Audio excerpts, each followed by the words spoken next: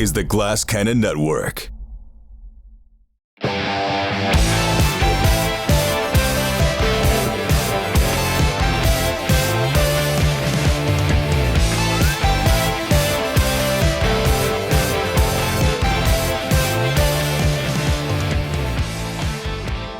Early in the 21st century, the Tyrell Corporation advanced robot evolution into the Nexus phase, a being virtually identical to a human, known as a replicant in red letters. The Nexus 6 replicants were superior in strength and agility, and at least equal in intelligence to the genetic engineers who created them. Replicants were used off-world as slave labor in the hazardous exploration and colonization of other planets. After a bloody mutiny by a Nexus 6 combat team in an off-world colony, replicants were declared illegal on Earth under penalty of death. Special police squads, Blade Runner units, had orders to shoot to kill, upon detection, any trespassing replicant. New paragraph. This was not called execution. It was called retirement. Welcome to the Blade Runner RPG. Felix, what's up? Yes. Awesome. I am so psyched about this. I love this game. We played this once like a year ago or more, and we never got to finish it. So I'm super excited. I'd like to welcome my special, possibly replicated guests. We've got Seth Skorkowsky. Seth, how are you doing? Hey, I'm doing great. I'm happy to finally get to play this. I got the Kickstarter when it originally came out, and I've never actually gotten to play it. I've got like all my special dice that I've never gotten to use. Oh, you got the dice? Awesome. What? They've got little ponies and eyeballs on them. That's right. Awesome. Yeah, and I know you, when we were playing Traveler at one point, I mentioned having played Blade Runner, and you got very excited. So I was just like, oh, we should ask Seth. Thank you. It's great to have you here. We also have one of our favorites, Showtime at the Apollo. It's Paula Deming. Showtime at the Apollo. That was good, Skid. Hi, I'm Paula. I'm thrilled to be here, not just playing alongside Skid, but playing while Skid runs a game. I'm very, very excited. I've never run you in anything, have I? No, I don't think so. We've only, Awesome. I think, played together in Blood of the Wild. I think that's it. That's right. Yeah, that's right. So, I'm very excited for that. I can't wait to. But you know what I'm like as a player. So I'm ready to argue everything. Love it. I welcome it. We also, of course, we have one of our favorites here at the network, Alicia Marie. How are you doing, Alicia? Yay. I like anything sci-fi related. I love Traveler, I really do, but it's going to be really exciting to be able to play a character that doesn't die like in the creation of the character. So it's true. Well, we'll see. We'll see. Perhaps directly post-creation, maybe, but so far they're safe, yes. We also have, we haven't played together in a long time. I think Blade Runner was the last time we played together. It was Jason Charles Miller. Yeah, man. You know, if you had introduced me right after Paula, I was going to give a funny anecdote about how my old neighbor actually used to host Showtime at the Apollo. Really? I said it anyway. What? Yeah, Mark Curry. I live in Hollywood, and next to Mark Curry. I used to live next to Mark Curry. Oh, that's awesome. Yeah, great guy. So random but cool. Wow. Yeah, he loved my dog. Hanging with Mr. Cooper. Mark Curry. Hanging with Mr. Cooper. Exactly. Amazing. It's so cool. I love that. But anyway, he knew the Sandman? Here I am not. What's that? He knew the Sandman. He did, but you know now at this point. You will no longer know Jovial JCM, and you're just going to know Grumpy Frank Stump. Frank Stump. Well, that's Frank Stump. I'm very excited.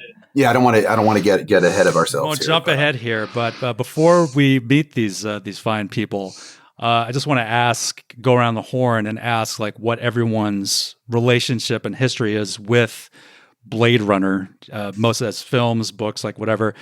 Seth, what is your attachment? What is your history with Blade Runner? I first saw the film. Oh God, I had to have been 8th grade, and that was like I think right with like the director's cut on VHS came out or something. So watched that. It was cool because I was also in 8th grade. It was like an adult movie. So a lot of the stuff that was really poignant did not click with me because I was just young, and it was cool. So like stuff like the Tears in the Rain speech, it took me years before I like learned to appreciate that. But yeah, then I got into Cyberpunk and all that. So that was all required viewing. So yeah, totally.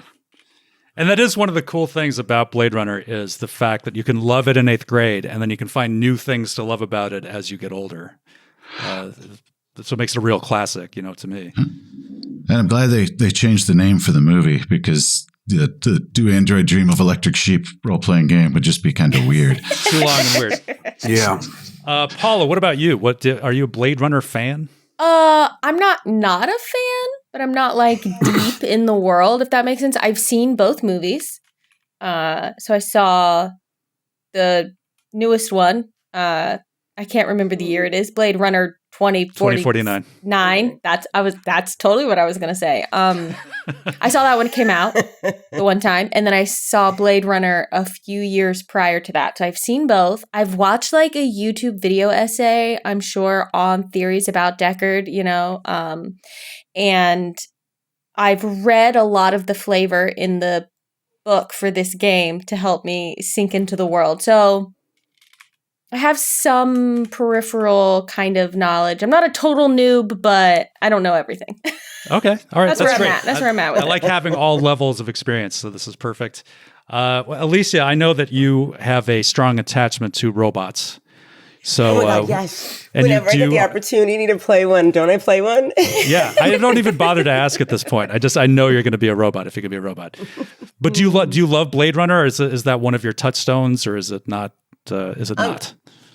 So like Seth, I saw Blade Runner when I was really young. It was like my dad was watching, and so a lot of things didn't make sense until I watched it. Like you said, you appreciate it when you get older. But I remember just going back to when I was younger, this scene where at the very end, like when Roy, what's his name? He saves Harrison Ford's character, and how I remember being so sad when at that moment because it was just such a big moment in the movie. Yeah. So I don't know. I obviously I loved the movie. The movie was really dark. I thought it was really cinematic. I thought Ridley Scott knew exactly what he was doing when he created the movie, and that's why it was so weird for me to hear that it wasn't exactly a fan favorite when it came out. It was kind of a flop. It did not just perform well. And until later, and now they have like 3 different versions of the movie. I think, something like that. Yeah, it is. It's weird. I mean, it's like universally, I think you'd be hard pressed to find someone like a critic who would put it outside like the top 50 films of all time for a movie that just really was not appreciated very much, like when it was released. So yeah, that's definitely interesting. And Jason, what about you? I know you're a Blade Runner fan. What's your history with Blade Runner? Yeah, man. So I was always obsessed with trying to find the different versions because I know there was a huge controversy over the voiceover that Harrison Ford and the director did not want the voiceover in the final cut, but the movie company insisted. But I liked it. And then I know that the director's cut, which I had on VHS also, didn't have the voiceover. But then there was like a European cut that was this was the rumor. I don't know if this is even true. I just remember as a kid going like, oh, there's a European cut that is the director's cut, but with also the voiceover. So yeah, I was just obsessed with it a little bit. Yeah. I believe it. I mean, it is absolutely one of my favorite movies of all time, and I think Blade Runner 2049 might even be a better movie. At one point on my movie podcast that I used to do, hopefully we'll go back to, Franchise Fan Guys, Andy and I interviewed Paul Sammons, who literally wrote the book on Blade Runner, and it was so great. Like, he had so many inside stories about the production process. Like he told us, like, he was actually literally standing behind the camera when Ridley Scott and Harrison Ford were shooting that last scene where he leaves his apartment. Like, he was standing behind the camera, and he told us that, like, Ridley Scott is like shouting directions at him, and he was just like, all right, now bend down, pick up the origami unicorn, which is the element in the film that most strongly implies that Deckard was a replicant. And, you know, they had this argument, like Harrison Ford was just like, I think that's stupid. Ridley Scott is just like, no, I think he should be a secret replicant. And so they were arguing about it. And so he had him like bend down, pick up the unicorn and like crush in his hand and like leave. And he said the minute they called cut that Harrison Ford like pointed at Ridley Scott. He's like, I see what you're trying to do, you son of a bitch. I'd never heard that story before. It's like, that's great. I think you could also tell when he did the voiceover later that Harrison Ford, the person, was annoyed. You know, I asked Paul Salmons about that, and he asked Harrison Ford about that, and he says no. Harrison was doing his best. Like, Harrison Ford said he tried to do his best, but the dialogue was so bad that it was just like, he was just like, I can't do anything with this. Like, he was just like, because they were literally, the guy, one of the producers was like off in the next room, like writing the stuff, like typing it out and handing it over for him to say, like at the mic in the next room. It was like, it was crazy. Yeah. Well, luckily we are making up everything we're saying in this. That's right. So. Yeah, there will be no dialogue issues tonight. This will all be dialogue gold. That's right. No pressure. So you all find yourselves in the year 2037. 2037. So this is 18 years after the events of the first movie, about 12 years prior to the events of the second movie. And Los Angeles is not the Los Angeles we know. It's actually kind of an unpleasant place. Nothing like the Los Angeles we know. Nothing like the Los Angeles that we know today. So we kick off, and this group of four people, this group of four Blade Runners, are standing deep in the bowels of the LAPD headquarters. There's a fan that wisps slowly in the ceiling above, but does little to dispel the thick, musty air in this interrogation room at the Rep Detect Unit headquarters. It's morning in downtown LA, but this deep inside the hulking monstrosity that is the LAPD tower, it might as well be on the dark side of the moon. One of you is conducting a Voight Kampf test against a suspect. Which one of you do you think is doing this? Now, bear in mind, the Voight Kampf has been out of service since the early 2020s for at least like 15 years. So it's more likely that someone who has been on the force since it was in service would be conducting this interrogation. Do you think Frank Stump is doing it? I think I'm doing it. I think that I just can't let it go. Okay. You know, okay. If it ain't broke, don't fix it. I found more replicants this way than you probably know even exist. Okay. So this aging, grumpy-looking, elderly guy, this inspector, is sitting across the table from a dark-haired young man with a black eye and a sullen disposition. And the rest of you are watching through a one-way mirror from an adjoining room. And if you'll refer to Roll20, let me get that up. I will show you the mugshot of this person. Okay, if you look at Roll20, you will see the mugshot of this person. The prisoner is a service technician at Wallace Corporation by the name of Ellis Vale. A simple man with no off-world potential, but a spotless work record. Until now. Early this morning, he was arrested at Wallace Corp HQ, having gained unauthorized access to its massive replicant memory vault.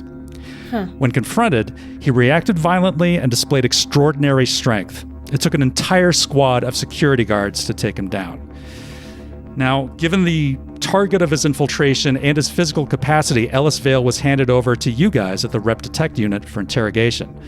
His right retina has no serial number, as any Nexus 8 or Nexus 9 replicant should. None of the older Nexus 6s should be alive today, given their limited lifespans. You have been given an old vintage Voight Conf machine to learn what Ellis Vale is, human or replicant. So, Jason, why don't you describe the interrogator sitting in this room? Well, you're talking about me? Yeah. Yeah, you see a guy who's just... all he cares about is his job. He's got crumbs all over him. He's wearing the wrinkliest government issue outfit you've ever seen. His hat has got sweat stains in it. Everything's just got sweat stains, crumbs. There's bits of food in his beard. This guy just cares about working and nothing else. He's heavy set. He's about 64 years old, but you know, who knows? I wouldn't say he looks feeble because he's a bigger guy, but he's seen some things. He's been on the force for 33 years. And you don't know this, but I'll tell you this. He's 1 month away from retirement. Of course he is. So naturally he's going to live and flourish throughout this entire... He's going to make it. It's going to be fine. It's going to be fine. All right, so... And then it was funny because like Jason he told me that. And I sent him back a picture of the boat from the McBain episode of The Simpsons, the Live Forever, the boat. All right, so in this other room, watching him behind the one-way glass, we have these three other Rep Detect Blade Runners who have been asked to monitor the situation. Please describe one of these people, Seth. Basili Cho just goes by Baz. He is pretty much Eastern European and all of Asia, just this mix. He's just greasy. He has very yellow, crooked teeth, very nicotine stained. His head is kind of shaved up on the sides, and the middle part's almost like a pompadour with all just the grease because he's just dirty. He worked in Vice for a very long time, and he pretty much just never came out of his time undercover. He's always kind of grinning, like he's thinking of something funny, but that's just kind of his resting bitch face, his resting smirk. And occasionally you might see something move in a pocket, and that is his secondhand rat. Right. So actually, yeah, let's. I want to talk about this too. We didn't really get to this, but with Jason. But so you have your key items. You have these sort of like talismans that you each carry with you. They can give you a bonus like in certain situations. So what is his key item? My key item is a picture of my daughter, Stacy. She's the only good thing that's ever happened to me. That's right. Been divorced 3 times. That's right. That's your key relationship. We have key relationships too. Your key relationship is your relationship with divorce. That's right. Divorce and I are really good friends. That's right. And Baz, if you need some advice on how to get a divorce, there's no greater expert. So Baz, and you have as your item? I have an animoid pet rat named Layla, who is named after a real rat that I saw once. It used to live in my apartment. I'd leave food out for it. So when I had to move, I just got this animoid rat. Wow, this is great. So far, this is the loneliest bunch of people I've ever encountered. Does anybody bathe? And everyone's dirty and lonely. It just rains. Maybe some connection. Yeah, it's not a lot of water to go around. That's right. Yeah, just walk around. And standing in the same room is Paula's character. Paula, what do we see? Yeah, you see in stark contrast to these two gentlemen, a young woman who looks too young to be working here, and yet she is. And she is a very slight, kind of wiry build. She does not look like she could do a single push-up. And she is dressed very, like, crisply. She's got a button-up white shirt. She does have on like an army kind of jacket over that she looks like maybe she's slightly like uncomfortable in. It's not what she normally wears. Around her neck are some dog tags that she's got stuffed down into her shirt, and her hair is up in like this, two buns. Perhaps that's the only bit of her that isn't quite looking put together. She's maybe some of the pieces of hair kind of sticking out.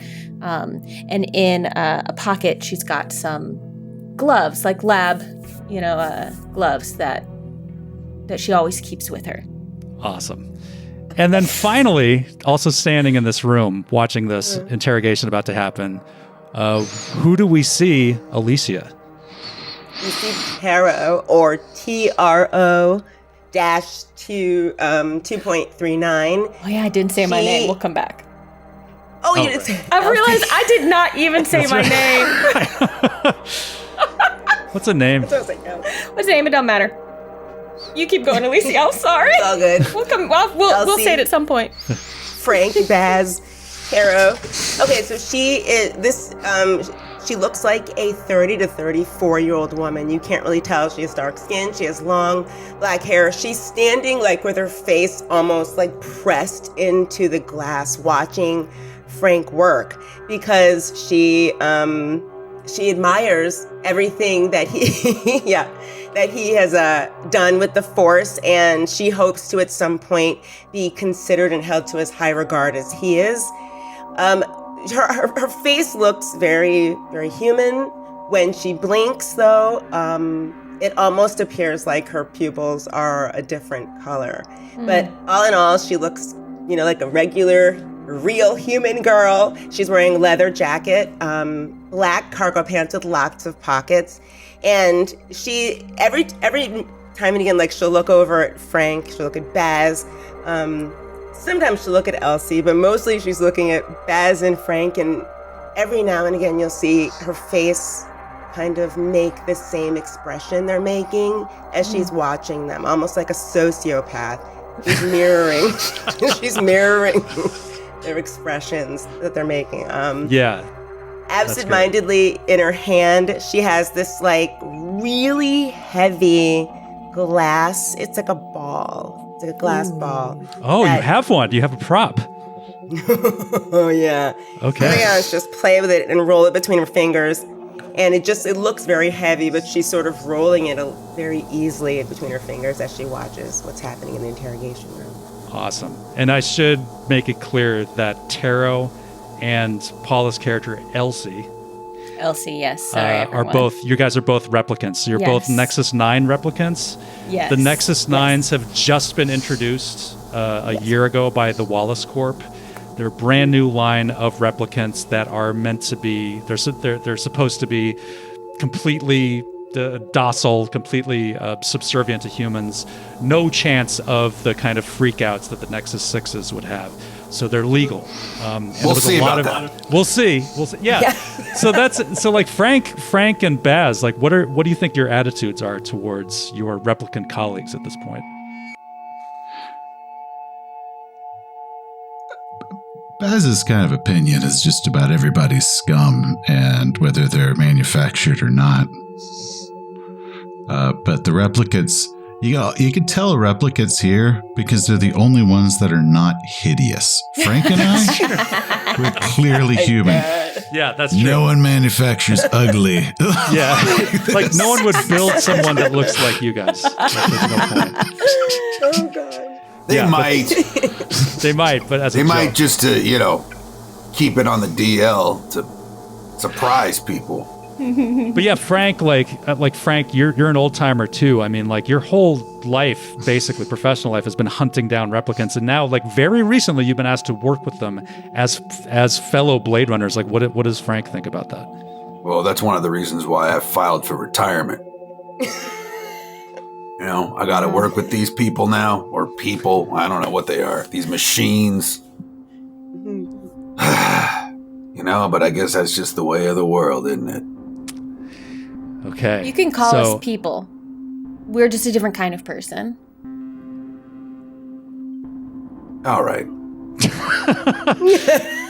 Okay, so yeah, there's and you guys, like the replicants, you guys have probably encountered a lot of this pushback. Like we see some of it in the 2049 movie, but I mean, you can only imagine like the kind of resentment and mistrust that you guys run into only a year into your service. Like this, you guys haven't really had a chance to prove yourselves as artificial people. The last memory that most people have is of the worldwide blackout that was caused by a Nexus 6 replicant terrorist attack, or Nexus 8 replicant terrorist attack back in 2022. So people tend to blame you for all the world's problems and everything. So but that's the kind of like pushback that you'll generally get, like especially here, especially in the RDU, in the replicant detection unit. Well, and that's why I don't tend to introduce myself as LC 9.23. I'm LC. And I've spent most of my year in service here in forensics labs. And I think this is my first time potentially being put into a case where I've basically been promoted into like field work. So I'm about to have, I think, a lot more interactions with real humans than I've had maybe up to this point, where I've been kind of behind my tech, looking at evidence, looking at bodies, analyzing. Now I have to maybe talk to people. Okay, this is exciting. All right. Yes. Okay.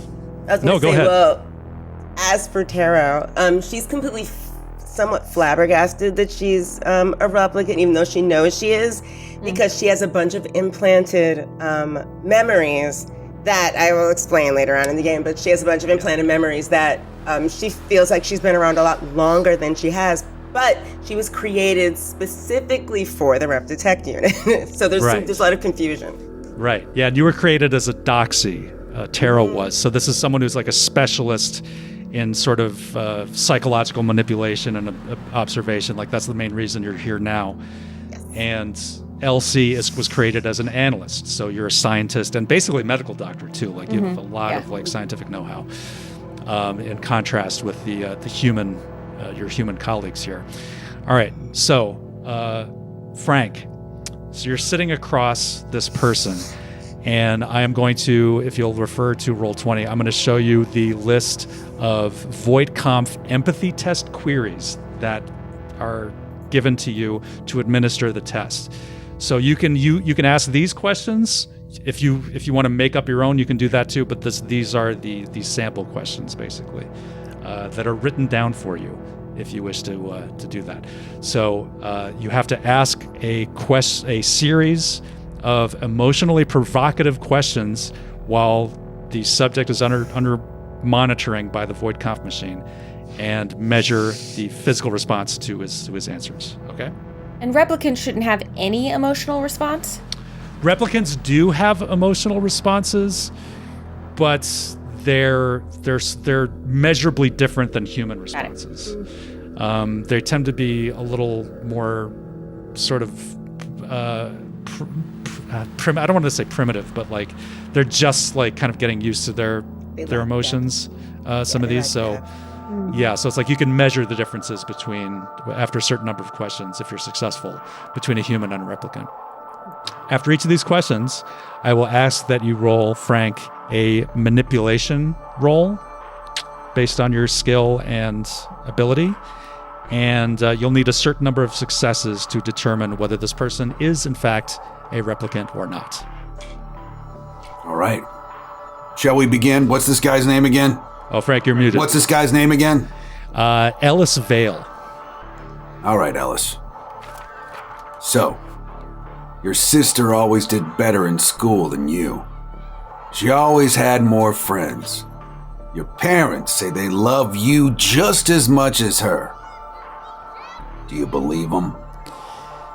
And Ellis is sitting across from you, like kind of slumped in this chair, sitting across the table, looking into the red eye of the Voight-Kampff machine. And he just looks back at you and he says, "It looks like a really old machine." Give me a Keep to the manipulation subject at roll. hand, buddy. Give me a manipulation roll, please. I got a 6. Okay, that's one success. So the way that this works, Alicia, like we've played Alien together. It's basically the same system. You have an ability trait that's like rated A to D, and an applicable skill that's rated A to D. And like if your skill or your ability is an A, you roll a D12, B, D10 on down to D6. And you want to get a 6 on either die counts as a success. If you roll a 10 or higher, that's a critical and it counts as 2 successes. So you got 1 success. Yeah, my manipulation isn't so good, but I always go with my gut. And you know the machine. Yeah. Am I only rolling 1 die, by the way? No, you roll your manipulation die and your ability die. So you roll 2. So empathy. 2 of the same. Oh, Yeah. empathy. Yeah, empathy, yeah. So manipulation and empathy. Got it. So actually, let me roll the other one, just see. Because Okay. Yeah, maybe I only you'll get got another. a 6 on the first one. Nope, didn't get that one. All right. Okay. You're walking on a frozen lake. The ice gives way and you fall into the dark, cold water. You fight to get up but can't. From underneath the ice, you see something coming. Who is it? And he's still sitting back in his chair and he just answers, I don't know. What do you think? I think I got another 6. Okay, that's 2 successes. Am I gleaning anything yet? Not yet. It normally takes, in the first movie, it takes about 20 questions Wow. on average. But the technology's improved a little bit since then, so it's you're getting close. So You far, wake it's like up in you're your not bed. sure. Okay. You wake up in your bed in a cold sweat. There's something wet between your feet. It's a cat, and it's given birth to 5 kittens. They're all stillborn. How does that make you feel? And his eye twitches a little bit, you notice. And he leans forward to you. And his hands are cuffed. He's got like zip ties on. And he leans forward. He says, do you enjoy your work? Serving the high and mighty like a good little soldier? I'm serving the people of this town. I'm here for the greater good. I don't care about my superiors. They know that too. I didn't get any successes though. Okay. Okay. You're in an old house. There are portraits on the walls, all familiar faces, but you can't remember who they are. Then you see a man hanging from the ceiling in a noose. It's you! And no successes. Okay. And he just gives you a dead stare. Like he's just like leaning forward, just like staring at you right in the face. And he's definitely like, he definitely seems like angry, like agitated.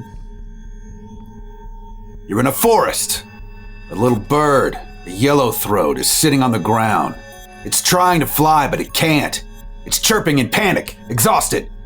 You're just standing there, paralyzed. Why is that? I got another success. Okay, so that's 3 total. You're not sure. And at that final question, he jumps up and he rips his hands apart. He snaps his cuffs and he lunges across the table at you and attacks you. Now we're going to have to roll for initiative. Oh my We'll gosh. draw for initiative. Oh no, I don't get. Okay. So let me show you the cards here. So I will bring out the initiative deck. What a way to So start. each one of you is going to draw a card virtually on our virtual tabletop here. Lower is better. 1x first, 10x last. So who would like to draw first?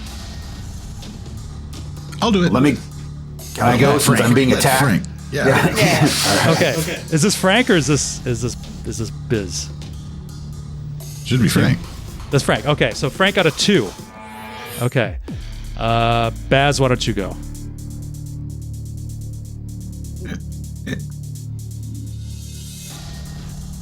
One card. Who? But did it do anything? No. Okay, you got an 8. Bail's got an 8. Okay. All right. What about Elsie? Elsie, you draw. All right.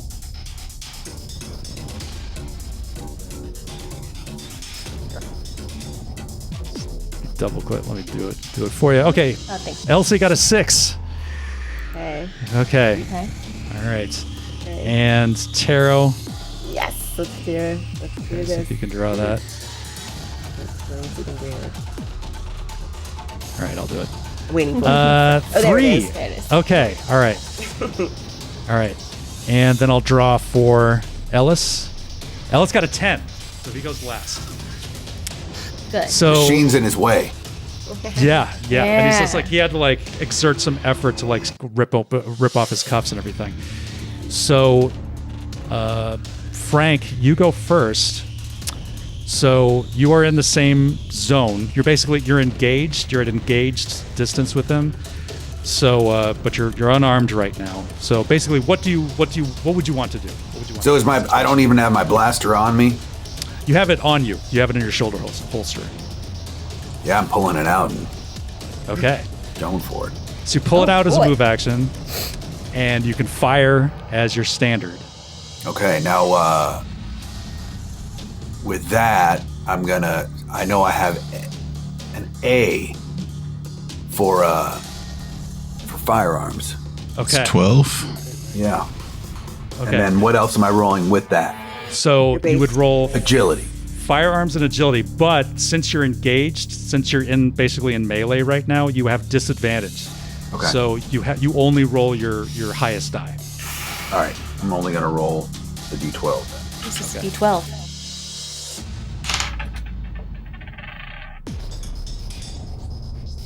Well, I got a 4. Okay. Now you have the option of pushing your roll. So you can roll again once as a human. Replicants can push their rolls twice. However, if you get a 1, a unicorn on the die, you will incur a point of stress damage to your resolve. Do you want to press your advantage? I do, and here's why. I know that my partners are in the other rooms. It's gonna take them a minute to get in here. I'm pushing it. This is life or death. Okay. And I'm not missing my retirement party. I told them what kind of cake I wanted and everything. Okay. This time I got a 6. Okay, that's a success. So you hit Ellis with your round, and you have the older style blaster, the PKD Yes. blaster? Okay. So with the 44 special round, that is 2 points of damage that does to him with one success. So it's like, boom. Like, where do you think? Do you hit him in the shoulder, do you think? Yeah, he's like coming around the machine, and I tried to fire once and missed, and so I got him the second time on the shoulder. Awesome. Beautiful.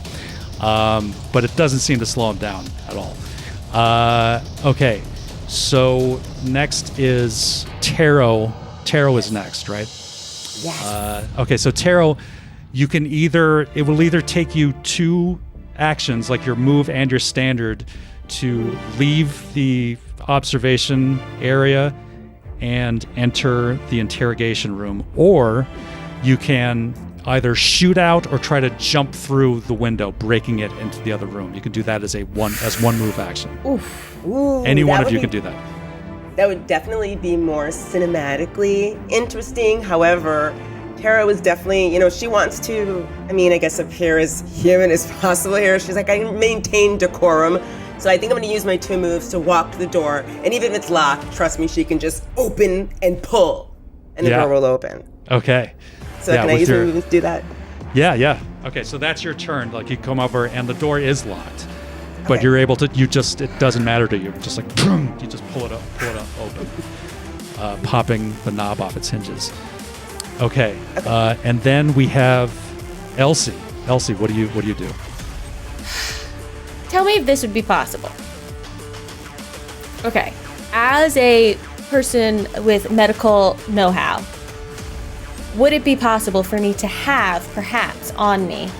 I'll just describe it, and you tell me yes or no. So, I hope Elsie opens up her jacket, and she's got like a a hip bag, like a fanny pack, and in it is a variety of medical supplies, and one of the things is a little vial of sedative. Okay. And maybe she uses her action to get ready with a sedative in case, knowing that this would maybe not work on a replicant, but on a human it would. And she preps a sedative to be able to go into the room with. Okay. Yeah. So that's you spend your turn getting this vial of sedative ready. Yeah, pulling the liquid into a syringe, and then getting ready to follow Taro into the room. Okay, awesome. And now we come to Baz. What is Baz's response to this? Okay, so now Baz had actually been watching this, and I've been kind of making my rolls till I see how I would do. And I should have seen this one coming because I rolled amazing. But for some reason, I think I was lighting a cigarette right when all this happened because I go last. So okay. Okay, since the replicants aren't smashing through the glass and I can't, I'm probably just going to try to run around and try to flying kick into this perp, but I'm still going to have my cigarette that I just lit in between my lips this whole time. Okay. So, but I'm going to attempt to come around and just flying kick into this guy to get the perp on the ground because I don't want Frank to kill him before we get to find out what this guy knows, but we got to get this guy off Frank because I've been invited to the party and I never get invited to parties. Okay, that's right. You often get kicked out. I assume I've been invited to the party. He said it to the room and I was in it. That's an invite. Okay, it is Ellis Vale's turn. And Ellis Vale, Frank, you can tell immediately is one tough customer. Yeah. And he hacks at you with his expert hands, incredible strength, and he has advantage because of a specialty that he has. So, oh wow, okay, so Why? that's three No. successes. Oh no, that's That's what? 3 successes. Might Wait, need to does that roll a new mean that- character. First episode. Yeah. Frank dies 30 days. No, Oh, but I'm not dying. But you have an opportunity to defend yourself, given that it is hand-to-hand combat. So even though you have your gun in your hand, like you can try to deflect his blow. So Okay. you use your hand-to-hand combat skill and your strength. Great. Roll that and see how many you can. Not bad. Yeah. All right, I got 2 7s. Okay, so he only has 1 success. So he does 1 point of damage to you, and he doesn't crit. Okay. Because you wiped out 2 of his successes. So like 2 successes would have been a crit, but you only got 1. He does 1 point of damage. Yeah. Okay. This old All right. dog ain't going down that easy. That's right. Old Frank. Okay. Now it is a new round, and it is someone's turn. Shit. What? Frank? I think it's my turn, unless yes, it's Frank's someone- turn. has everyone Sorry, gone? Yes, it's Frank's turn. Yes, it's Frank's turn. All right. Well, I deflected his blow, but can I still turn my? Well, it's going to be disadvantage, right? Yes. Business. You know what? I'm going to go hand to hand with this guy. Yeah, you can do a hand-to-hand. The gumption, my pure gumption, is going to keep me alive. I know it. Yes. All right. I go to slap him and Okay. to get him off of me, and I get 1 success. 1 success. Okay, and he also gets the same chance to defend himself, Fail. and he gets 3 successes. Get in here! What? So, and I think this is actually. I think he actually does damage to you. Like, Oh my anyone who gosh. does Is he- like more damage than Right. the other person. So, Like a counterattack or something. Was anything a double success? So it was like 2 successes. yeah, he got a 10 on his 12-sided die. So that is a double success, and he got another success, another one of his dice. So he has 3 total successes. So he actually gets to roll on the crit table twice. against. Oh my gosh. No.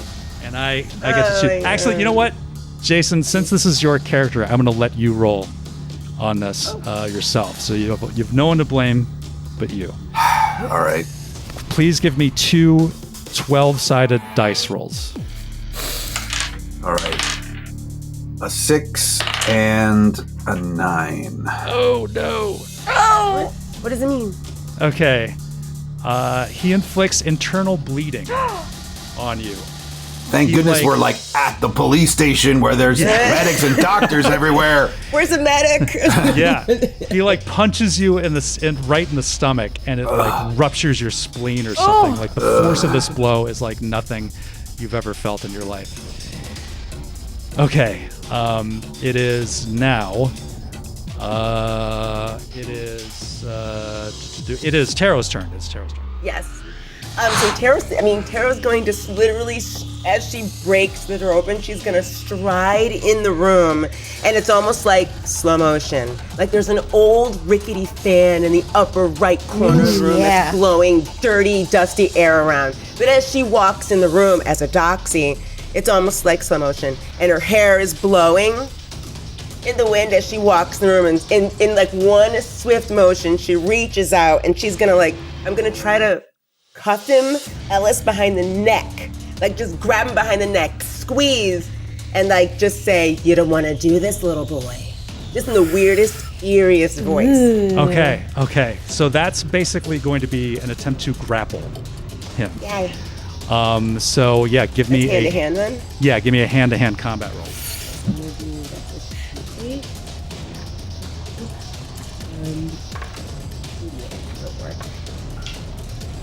A 9 Okay, that's a success. and a 6. Okay, that's 2 successes. Yeah. Unfortunately, he got 4 successes. What is his problem? So, I think this is a grapple attempt.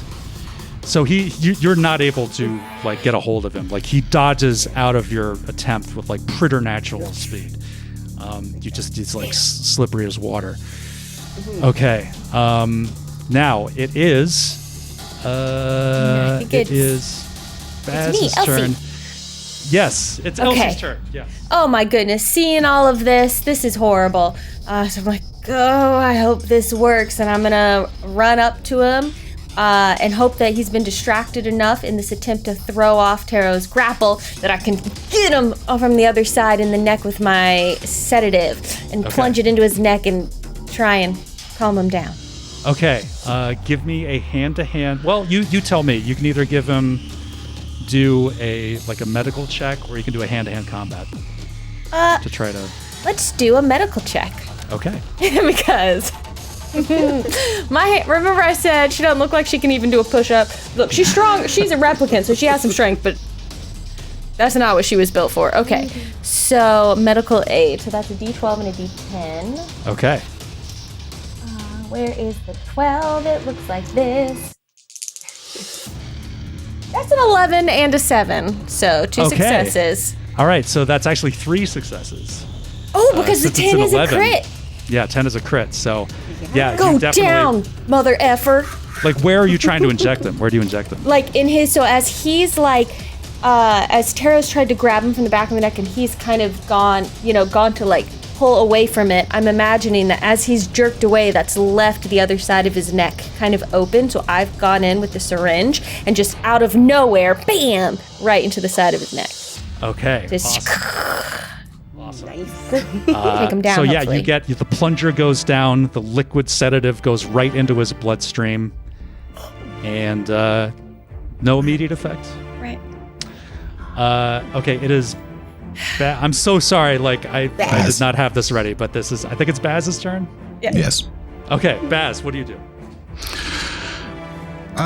If it doesn't look like he is down, then what Baz is going to place himself between the suspect and Frank. Okay. And he's like in melee like with Frank right now. Okay. Actually, he's in melee with like everybody.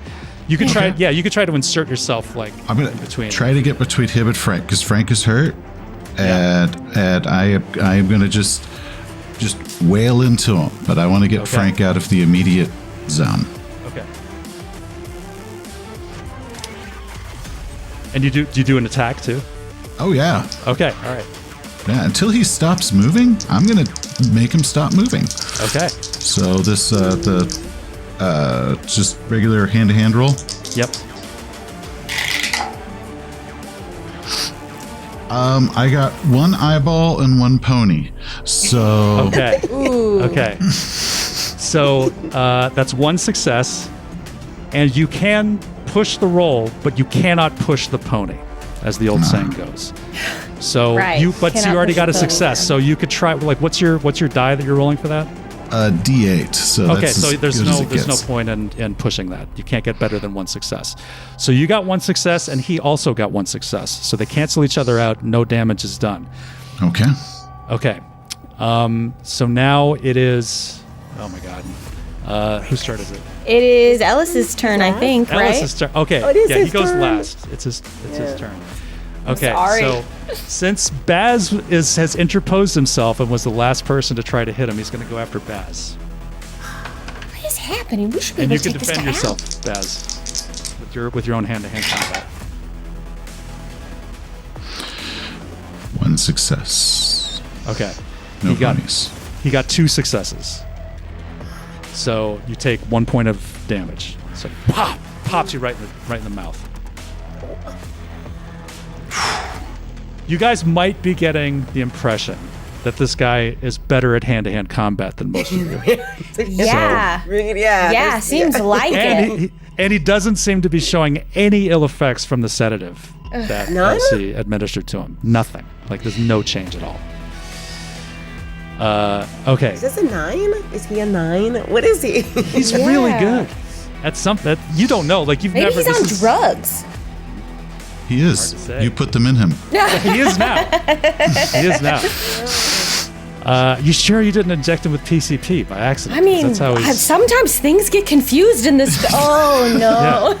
Oh, no. Elsie. It's like Knives Out. Okay, it is a new round. It is, I believe, Frank's turn. Is that right? Right. So now that he's on Baz, can I slink away into the corner and then fire at him?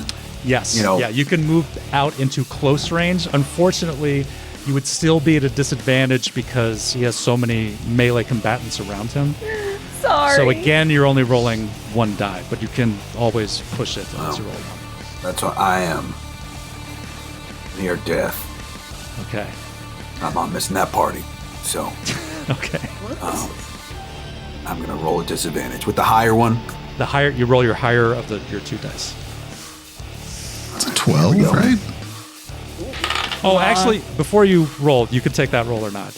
But your other option is you can spend a round aiming, and then on your next turn, that would do away with the disadvantage. You'd get to Okay. roll Well, I the 2 did get a dice. 6. Okay, that's a success. Yeah. Okay. So that's 2 more points of damage. Screw aiming. Yeah. Nice. Boom. Okay, and he still looks like, Frank shoots him again with a round from his PKD, and he still looks like barely affected by it. Okay, and next up is Yeah, it's me. Taro. Yes. Okay. So I'm basically right next to him. So she's just gonna take out of her bag just her heavy crystal ball thing, and she's just gonna raise her hand up and conk him over the head with it. Yeah. I think that's force, right? That's force. Yes. Yeah. Okay.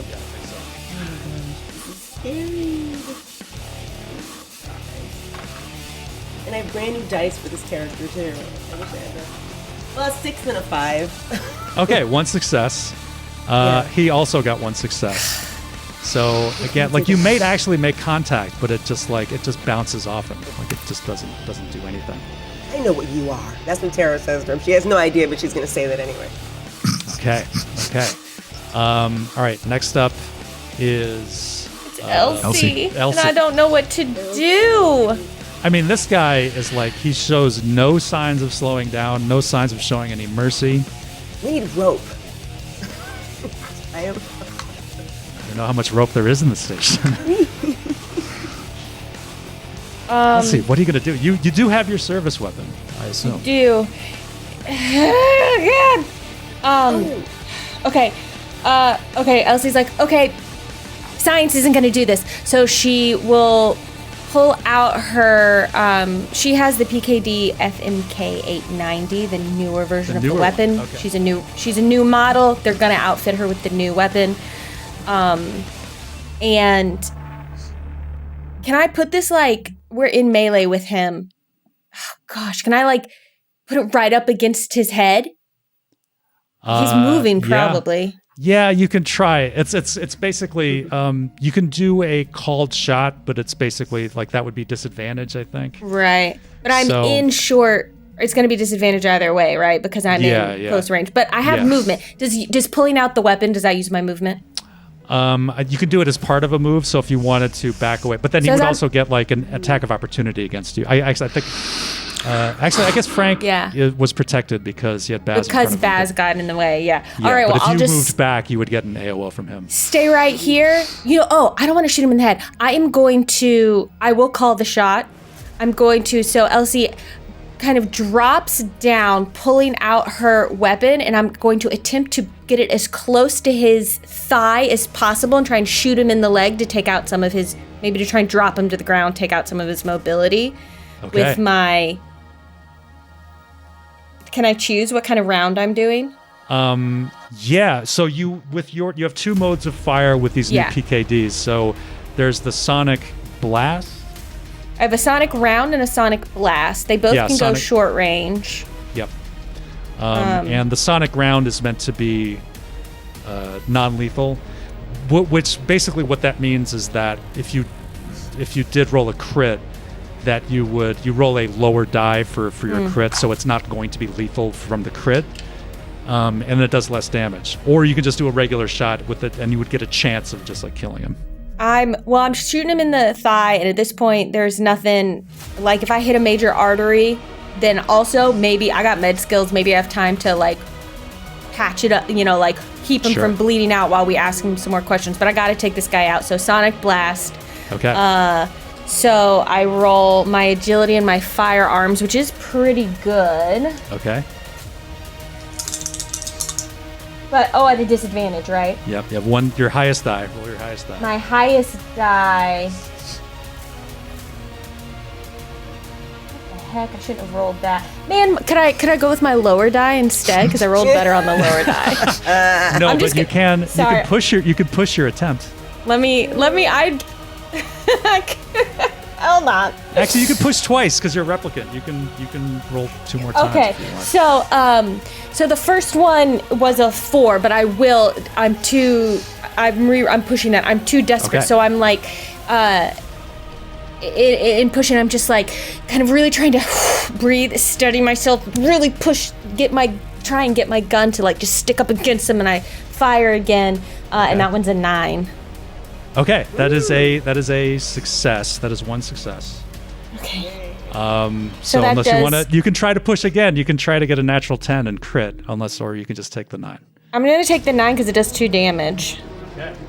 It does 2 more points of damage to this guy. You shoot him right in the leg. Yeah, I'm hoping to like drop him down so that he starts having less mobility. Okay, we'll see. Oh God! Just have him do what I want, Skid. It's so hard to say. I wish I had any authority over what happens. And it is Baz's turn. Baz. Okay. So this guy's taken several rounds. He's been drugged. He's kicked me really hard in the junk. He doesn't seem to be slowing down. So Baz is going to pull out his 357 little pepper box Derringer. Actually, he's probably just going to shove his hand in his pocket where it is and just jam that against him and just shoot through the pocket. Yeah, hopefully like a bank robber. Hopefully it's not the same pocket that my rat is in, but... Oh my God. Hopefully not. I'm not going to keep my rat in the same pocket as a loaded gun. Yeah, that's just not safe. That's not again. That was a very hard lesson the first time. And it works at engaged range. It's actually meant to be an up close and personal weapon. Okay. So- Then yeah, I will let you roll your full complement Okay. of dice then for that.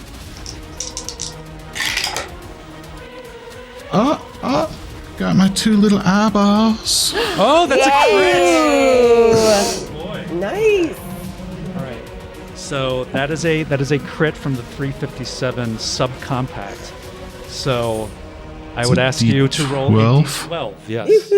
Amazing. So if you guys haven't seen the Blade Runner dice, they're very, very pretty. Yeah, they have little. Nice. I just Yeah. ordered them. Yeah, they're really cool. You made me jealous. I ordered them. I got a 10. Oh no. Stares at you with its little eyes. Okay. Yeah. All right. need I them. completely lost the crit tables. Crit tables, where are you? Show me yourselves. Look at Baz. He was all like, "We're gonna try to keep the suspect alive," and I'm just about to brain him. I know. Now what you're the like- heck? It's the rat's fault. Well, Oh boy. Well, congratulations, Baz. You shot him right in the heart. Oh. Pierced heart. He dies instantaneously. Baz. Baz hasn't had a promotion in 14 years, and it hasn't occurred to him why. Well, I mean, it's like in this circumstance, you might have saved the lives of your fellow Yeah. Blade That's Runners true. here. Baz, you get an extra piece of cake at my retirement party. Oh my god, I actually Are am we invited? Yeah, see, you are invited. You are invited. If you weren't invited Congratulations. before, you're invited now. Yeah. Okay, so this suspect is lying dead, bleeding out. Like his body may be jerking a little bit as like the last of the blood like spurts yeah. out of this giant hole in his chest. I'm assuming he's a replicant.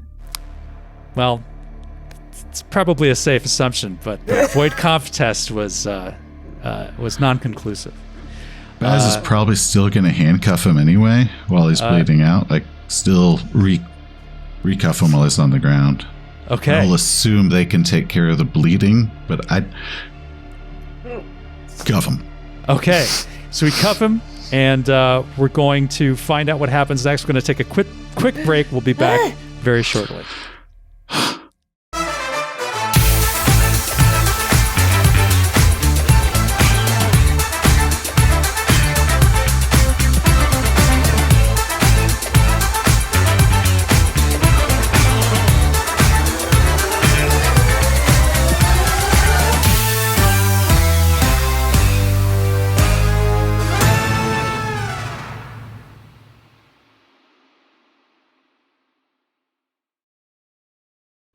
Welcome back, Blade Runners. That was awesome for me, Yeah, I was Not saying, so you're much not for, the like, one who almost Frank. died. Yeah, but that was. I've been through worse. That's right. Yeah, Frank. I mean, that's probably happened to Frank before. Oh yeah. Yeah. I call this the old 1, 2, 3. 1, 2, 3. Just like your divorces. Okay, so before we jump back in, I forgot to do the spiel for our proud sponsors. I hope they're proud. We're proud to have them. They were proud until you forgot to do the spiel. They're probably not as proud now. But Free League Publishing, thank you, Free League Publishing, for giving us opportunity to play Case File 02 Fiery Angels for the Blade Runner role-playing game. You can find that at freeleaguepublishing.com. If you don't already have the core game, that Seth is holding it up there. Thank you very much. If you don't have the core game, you can order it at Blade Runner, the role-playing game, at freeleaguepublishing.com. Order includes PDF copies of everything. Case File 2 Fiery Angels available now. Blade Runner, the role-playing game, available now. The box set of the case file includes a beautifully illustrated and detailed scenario book with locations, characters, events, and leads to follow. And I think we can all agree that the art is amazing. We were just talking about it. Yeah. 11 handouts, including a variety of in-world artifacts and Esper photos. And this game is definitely, there we go. This game is definitely best played in person because there are physical handouts. They're high quality. They're gorgeous. 7 full-color maps. Custom manila envelope for the players to keep their evidence safe in. Cool. And 14 high-quality custom cards for non-player characters. So thank you again, Free League. So I hope to open mine once we're done, since mine's still. Yeah, exactly. That's right. You were saying you bought it earlier that day that what we asked. Free League sent me a copy to review, and so it came in, and we were gaming that day, so I didn't open it. And then the next day I opened it, and I'm like, hell yeah! And right then I got the invite. So I was like, keeping that sealed. Such a collector. That is very kind of I look forward to opening it eventually. Well, take my word for it. It's very, very nice. So you guys are immediately called down to Deputy Chief Holden's office to explain what just happened. As we're walking down or going down, however we get down there, I'm going to just do a quick check-in with old Frank here. Okay. Frank, how hard are you? Do we need to make sure you get medical attention? Can I give you anything? I mean, if we got to be debriefed first, if you want to patch me up right here in this whole hole in my stomach. Do you trust us to actually do it, though, Frank? That's a good question, Frank. You know what? Do you trust a skin job? At this point. To treat you medically? I'm just saying this is just what I'm assume is going through Frank's head. That's not I understand a human body better absolutely. than a human. Just like you put the 3 divorces back in my head. I'm going to assume that you as the game master, anything you say is just what my thoughts are. I just don't want you to Wasn't your forget. ex a replicant? But here's the thing. You guys just saved my life. So at least for now, we might be on shaky ground.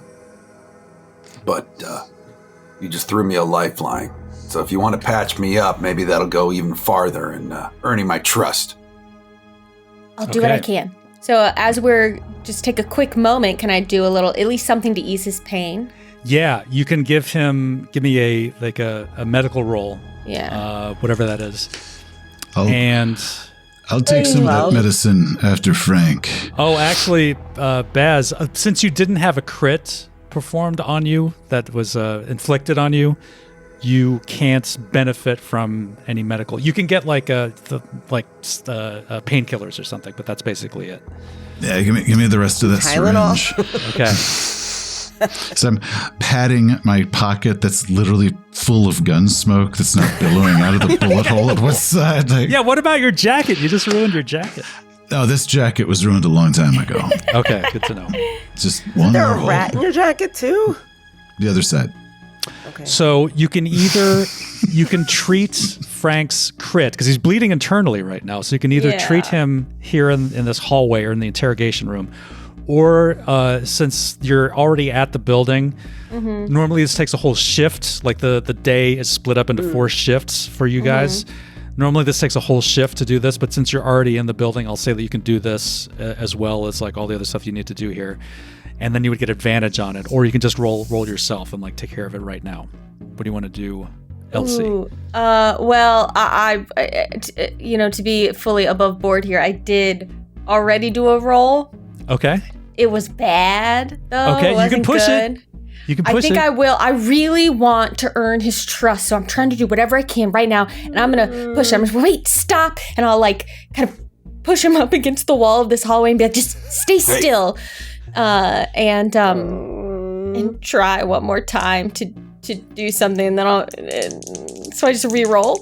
Yeah, just need 1 success. Oh baby, that was worth it. I just rolled a 10. Okay, all right, so that is a crit success. So the bleeding is stopped, but unfortunately, the way crits work in this game, if you had failed, Elsie, then the effects of this crit on Frank would have been permanent. As it is, the internal bleeding crit lasts a week. So one can assume, basically for the rest of this adventure, he will have disadvantage to any mobility and stamina checks. Oh gosh. Even though I crit succeeded on this? Yes. The only thing that did was make sure that someday, in a week, he will have recovered enough to be back to normal. That's what you accomplished. Okay, so I'll say, it's going to take some time, but eventually it'll get better. He'll heal right at the party. After we get debriefed, I think I might stop by the hospital too, just in case. Okay, That's so fair. that is how healing works, like hit point healing. On your you have downtime that you can use for one of your shifts. There's 4 shifts in a day.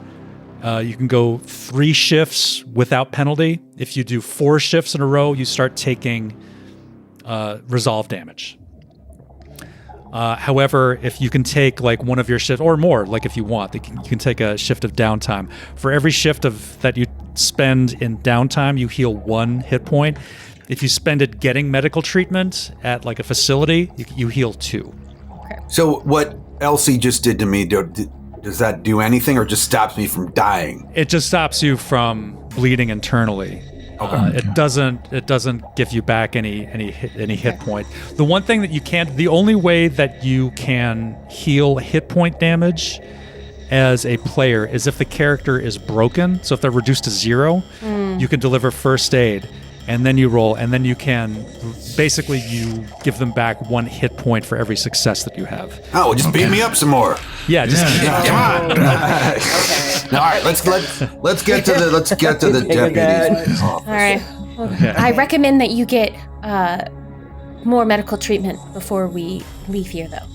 If we've got time, I will. Yeah, and if Not you a do- soldier if you do on. any- If we do any more interrogations, I think one of us should be in the room with you. Oh, definitely. Yeah, all right. You know, old habits die hard. Until then, he's gonna have just a little bit more blood in the stool than normal. Just a little, but it's I think I'm temporary. gonna have blood on the next stool I sit on. Oh boy. luckily, replicants are not grossed out easily. Okay, so you head up to Holden's office. Yeah. Okay. So, As we go in, I make sure that my dog tags are tucked fully into my shirt. okay. Okay. Why is that? Why'd you do that? Just why'd I do what? Why'd you tuck your dog tags? You embarrassed of your service? I want to just look especially put together. Sounds like someone is trying to impress Deputy Chief Holden. I guess. Okay, so Frank looks like I got hit by a truck. Baz has a smoking pocket. yeah, you guys are in rough shape, especially the humans. So you go up to Holden's office, Yeah. and do you knock? Yeah, actually, I open the door and I go, "Hey, Deputy Chief, what you holding?" Sit down, Dex. You're the only person that can do that. Yeah. Frank That's right. probably is What like are you the gonna do? only guy. Fire me? So Frank throws open the door to Holden's office, and you see the aging Deputy Chief Holden sitting behind his desk. He's in his wheelchair that he's always in. You may remember Holden as the character in the original Blade Runner movie who does the void comp test on Leon Kowalski at the beginning of the movie and gets shot. And Bryant tells Decker, he says, Holden, he can breathe okay as long as nobody unplugs him. That's right. If you recall. So he's sitting there, and with his artificial lungs, he has this. He's smoking. He's wheezing. He's like, sit down. And you can see also that he's not alone. There is another figure in the room. He's wearing a trench coat, and he's also smoking. Old, lined face. 2 of you. How long have you been on the force, Baz? 14. 16 years? 14 years? Okay. So you and Frank know this person by sight. The 2 replicants, you might have heard of this person, but you may not recognize him. This is Ray McCoy, legendary old-timer in the Blade Runner unit. And he's smoking. He's standing behind the desk, like the smoking man in X-Files. Like he's just standing there. And he is, he's like a contemporary of Deckard's. And like he's been around forever. You think the rumor was that he retired, but they're surprised to see him, but he's standing there. And Holden says, "Hey, sit down." Doesn't mention McCoy's presence. Could probably give a nod to McCoy and then take a seat. Okay. McCoy nods back. The rest of you just sit down. Yeah. Yeah, I want to think that Taro was like dragging Ellis's body to the office by his face, but I guess we probably left him back there, didn't we? didn't Dead body we? into the office. Well, that's what I was thinking. Like we should drag him like by his face. She's kind of a brutish that way, and she sort of just sits his body down and then just sits down and then straightens her clothes out and stares straight ahead. Okay.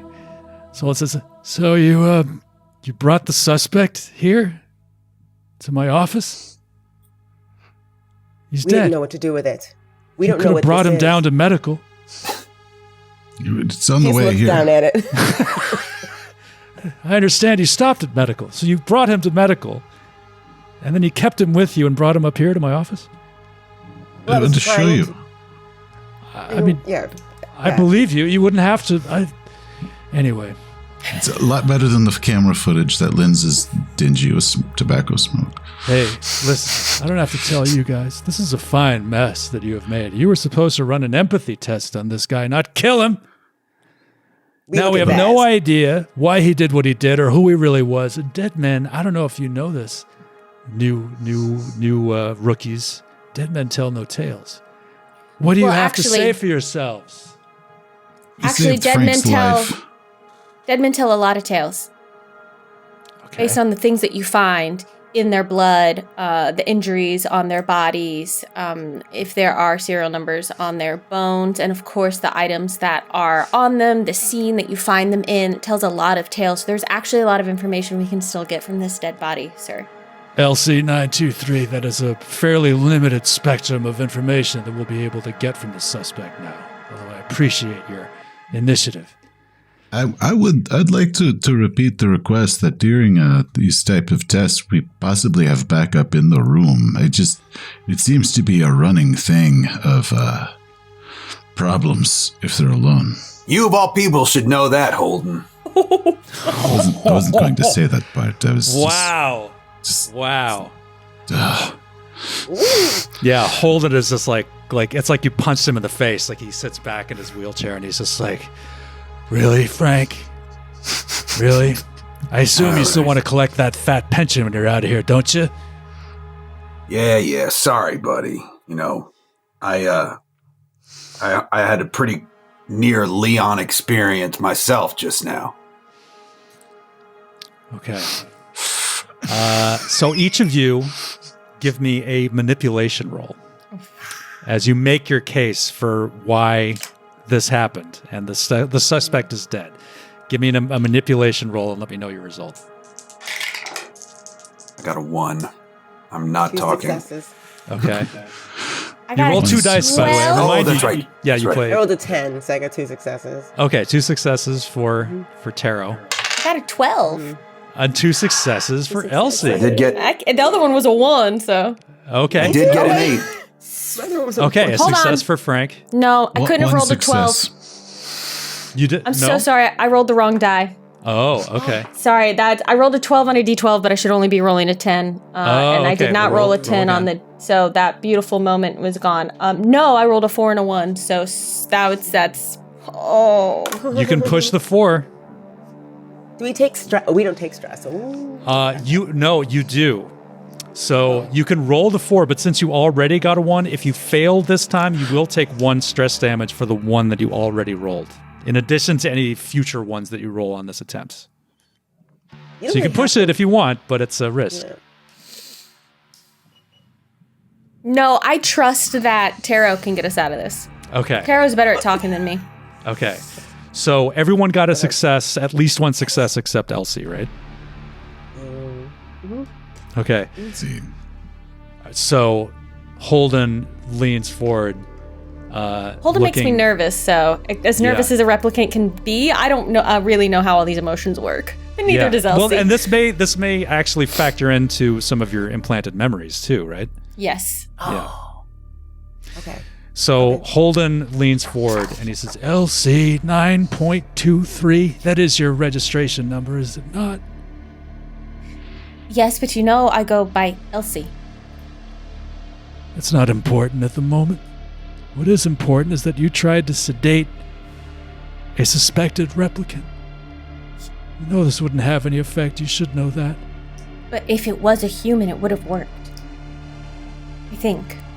Well, from what I've seen of the footage, you should have known that he wasn't human pretty quickly, based on what he did to you, your group. I'm docking you 1 promotion point. So you have 1 less promotion point. So it's like a little bit of a censure there. Yeah. And I think do you only have 1 to start off with? I started with 2. Oh, you have 2. I think okay. because of something I rolled. Yeah. Okay. So you're down to 1. So to let everybody know, you guys too. So promotion points you can earn from like finding meaningful clues, stopping crimes, like all that stuff. And you can spend them to get new specialties which give you advantages in certain situations. And you can get like cool awards and stuff like citations and unit citations and everything too. It's pretty cool. So that's your promotion points, and you can earn humanity points for usually like going against your orders, like showing mercy to a suspect who you think might be innocent, but they want you to bring in. Neglecting to call in certain evidence, you can earn humanity points for that. And those you can save up, and you can buy higher ranks and skills or new skills. So those are the 2 kind of like experience currency for this game. So, yeah, Holden yes, sir. is I understand. Okay. Thing is, Holden docks at least 1 promotion point every meeting, so I'm happy it wasn't mine. That's so true. that's Yeah. Is this like me and Elsie's first? No, this isn't our first case, right? We've done more cases before. Is this our first one? What do you think? I mean, do you think it's your first case, or because you can't have been alive, much less on the force for more than a year. So is this? I think I've do you think it's your first done case? like in the lab cases, but I've never done a field case. Never been in the field. Okay. Yeah. Okay. This is And my this is first. like- yeah. At your first, like, this is like I would say this is like her second or third. Okay. Okay. Yeah. Awesome. Cool. Great. Yeah. So this is you guys are still pretty new. It is funny, like the humans are like grizzled veterans. Yes. And like their bodies are falling apart, and you guys are brand new, like right off the conveyor belt, and you have no thanks. experience. Yeah, it's like your bodies. It's like you see if you could. These guys can only dream of the days where they could do a half of what you guys can do physically. Mm-hmm. So Holden, he clears his throat, hacks up a gray loogie, and he moves on. He says, "Well, you might be wondering why the Rep Detect unit cares so much about a dead service technician at Wallace Corp. Have you lot ever heard of bootleg replicants?" He looks at you Sure. in turn. Yeah. I've never heard of them, but they have to exist, right? Well, your intuition is correct, TRO. Yes, black market outfits are using stolen Tyrell technology to create their own breed of skin jobs. Sorry, replicants. Unregistered. It's rare, but a few cases have been reported over the years.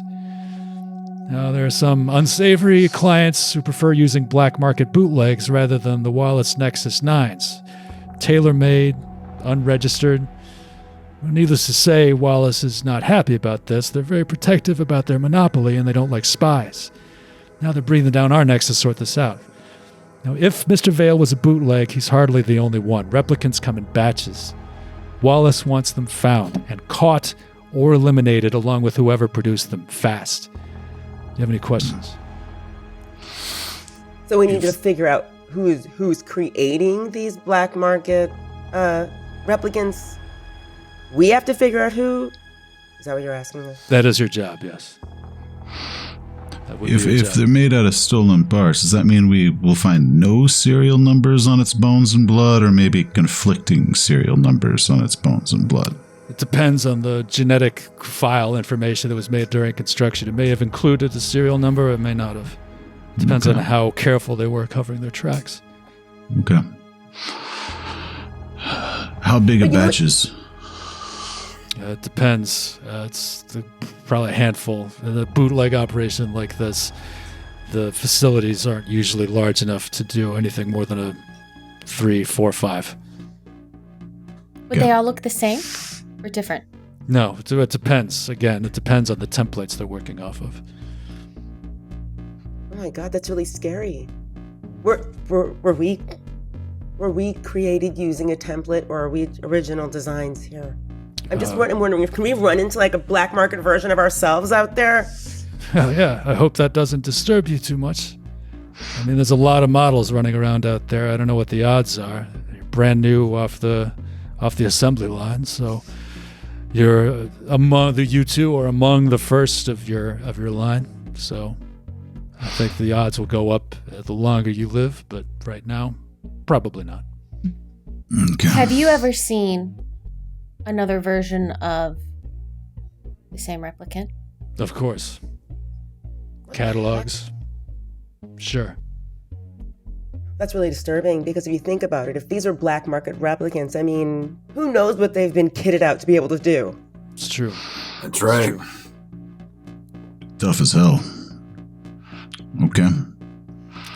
I say we do some testing on this one, find out anything about its DNA, and then meanwhile figure out where this guy was and where he came from.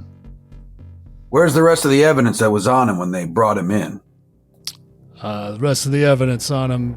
You know, like his wallet, everything else he had. processed? Let's go through all that. Okay, so it's like, well, all he had on him, the only evidence that we have was his employee file. And if you'll refer to roll 20 again, if I can find this. Okay, let me.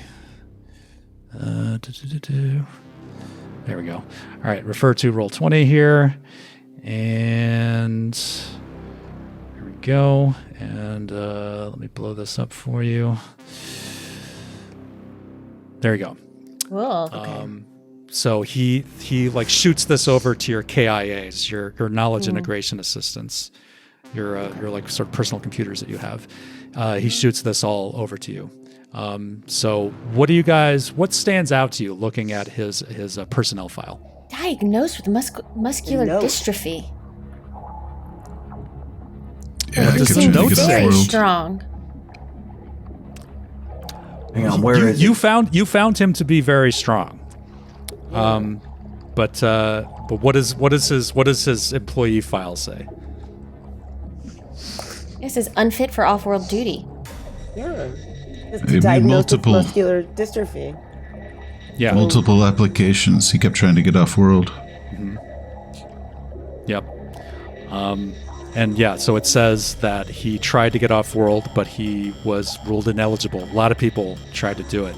Those who can't are deemed, they're called specials in Los Angeles. And Los Angeles is sort of has been filling to the brim with these people, the people that for either mental acuity reasons, psychological reasons, physical reasons, are not permitted to enjoy that grand life in the outer colonies and are stuck here on Earth.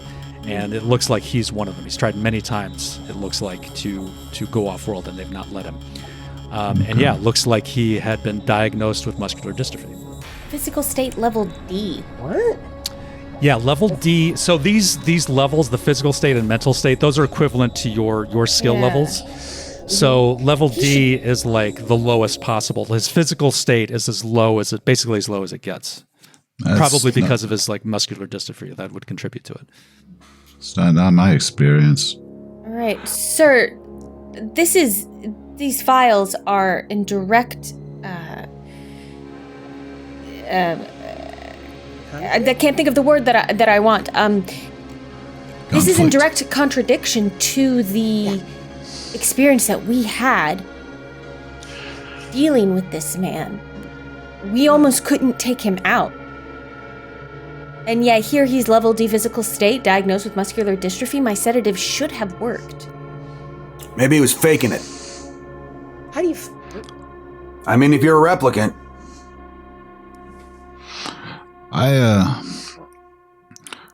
So he was employed since 2031. He worked there for 6 years. So we should probably ask around Wallace Corp. Anything he did, any files, any security footage. Also need to check out that address, see if maybe he has a roommate. Oh, that's interesting. So yeah, he worked at Wallace Corp. Like you can go to Wallace Corp, ask around there. His address is on his personnel file. You can go check that out. Okay. I would like to spend some time in the lab examining his body and see if I can find any corroboration myself for his diagnosis. Yeah, you can drag his body out of Holden's office and down to the lab. So maybe I can do that and meet up with anyone who wants to go and start speaking with his employer, or... Yeah. I can come with you totally. I wish we had like a necromancer or something to raise him from the dead, because I have questions. Yeah, if you could just cast Speak with Dead, this would be so much easier. I know. Jumper 5 kids. questions. Could you fetch my bullet while you're in there? I'd like to keep those. Oh, sure. Yeah, I'll see if I can find it. I'll bring it out for you. Yeah. Thank you. What's the cause of death here?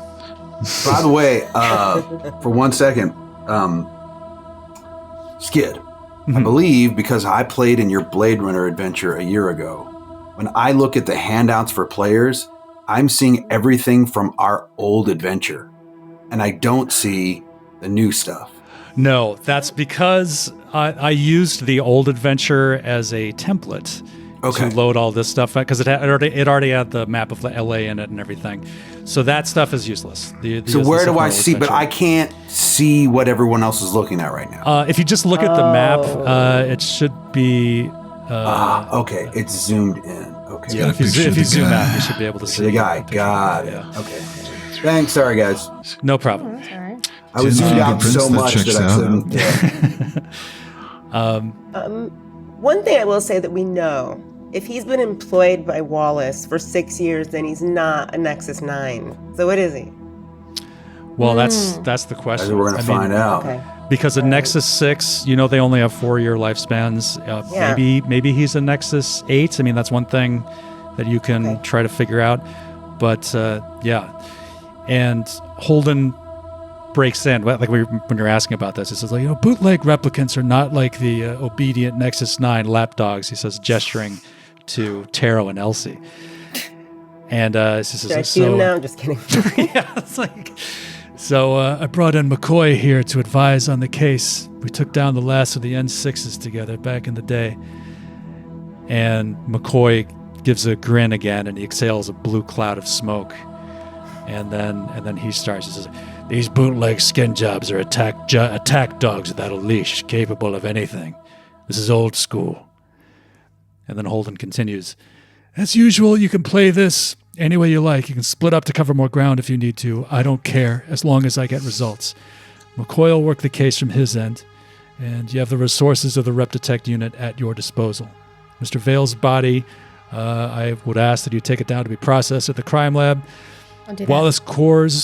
Wallace Corp's PR manager, Quell, is expecting you at their HQ where the bootleg tried to break into the memory lab. You've got Vale's data file. And don't forget to work your street assets. If there's a new breed of replicants out there, someone should know about it." So each of you can give me a connections roll to see if you have any external assets that you think you could call upon in the situation.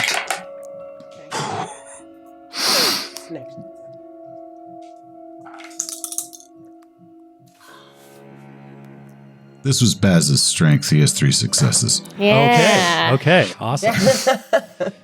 Okay. I have 1 success. 2 successes.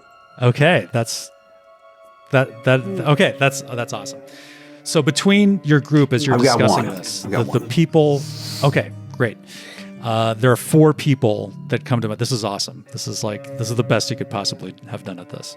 Hey. So there are 4 people that you guys come up with that could possibly know something. There's Jell Schuyler, who is the editor-in-chief of Kill magazine, which is it's like the National Enquirer of Los Angeles. It's even dirtier than that. It's just like gossip, gore, page 6. And he's definitely like, they cater very much to these sort of the humans first crowd. I'll say that. But he has his finger on the pulse. Like he gets like all these like rumors will like at some point he'll run into them. He absorbs them like a sponge. The other one is the Aurelian, who is he works down on Anemoid Row. You know, he's famous for making butterflies. Ooh. And he is rumored to have connections to the replicant underground. The 2, Frank and Baz, like you might have like run into them at some point. There's also Amara Javeri, who is the assistant DA, who is the main liaison with the Blade Runner, with the replicant detection unit. She might know something. And the last person is Doc Badger, who has a lab near Anemoid Row. And he's another guy that he's probably a confidential informant. Like he's probably given you guys tips in the past, but he's another guy with his finger on the pulse of the underworld. So those are the 4 people that it occurs to you that you might also want to talk to. So the way this works, the way these investigations in the game work, is that the day is split up, I think we mentioned, into 4 shifts. There is the morning shift. You're in the morning shift of day 1 right now. It's the morning shift, the afternoon shift, the evening shift, and the night shift. So you can split up if you want. Each one of you can go to a different location if you choose to, but so you each spend a shift investigating like one of these things, one of these places. And then you can do 3 shifts consecutively without penalty. If you take a 4th shift or more, you start taking resolve damage, which can knock you out, basically. So, yeah. So, and finally, he says, Holden says, you might want to take a look at this. It's today's issue of the Sentinel. And he shoots this over to your KIAs in case you don't have subscriptions to this. But this is like the LA Daily Paper. If you look at Roll20. Okay. So what jumps out to you about the front page of today's paper, and if anything? They know about the bootlegs. Right. Yeah. There is an article that Wallace Corp warning that there are bootleg replicants out there. And if you look, there is a picture of Quell, who you're supposed to meet. That is the head of PR for Wallace Corp. You can see her picture right there. There was a murder of Lilith Tyrell. Yes. So interesting. Lilith Tyrell was the only heir to the Tyrell Corp, to Dr. Eldon Tyrell. She was his daughter. She was recently killed within like the last like couple of weeks. And yes, as you can see, there are no suspects in the murder. No one knows what's happened. Anything else jump out? That the Nexus 9s are not being convicted for anything. A year has gone on without Nexus 9 convictions. Yes. So famously, so we're doing well, I guess. Yeah, Nexus 9s. Like there have been no Nexus 9s have been convicted of any crimes yet. So this is supposed to be a measure of how reliable they are. And you can see there's a picture of Detective Holden, of Deputy Chief Holden, over the article there on the front page. Yeah, it is. Yeah. You look sharp. You look really clean up, really good. That's good. Oh, thanks. Yeah, I shaved. You can also see that the unemployment is at 27.9%. This is mostly because of all these specials that are flooding the cities. You can see that. Yeah. And there's a map of the smog, the daily smog map for LA. It looks pretty bad. It's mostly just like acid rain. It looks like pretty dangerous in most places. And there's a article about a seawall shanty town. Maybe of interest, maybe not. An ad for Wallace. There's an ad for someplace called Runsitter's Zoological, and an ad for Bright Eyes Beauty Salon.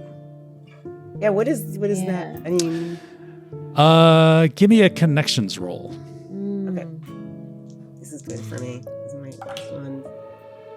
A 7 and a 4. Okay, that's one success. Okay. So Bright Eyes is it's basically a beauty parlor in Sector 1. Okay. It's you may not have ever been there, but like that rings a bell. That's just a beauty parlor in Sector 1. Okay. Okay. So what do you guys do? Like what's your plan of attack here? So we're gonna leave Holden's office right now. As we're walking out, we're talking, I guess. Yeah. It's like, do you want to take this body out of here, please? Oh, I've got it, and I'll go and I'll pick up the body, not by the face, but just by the Okay, thank by you. the and start dragging it out. I am really impressed that you brought him up here by his face, though, Taro. That was great. But please get him out of here. He's bleeding all over my sofa. I'll take him down to the lab. Okay. So, I'll say, like, you guys can all, like, go to different locations.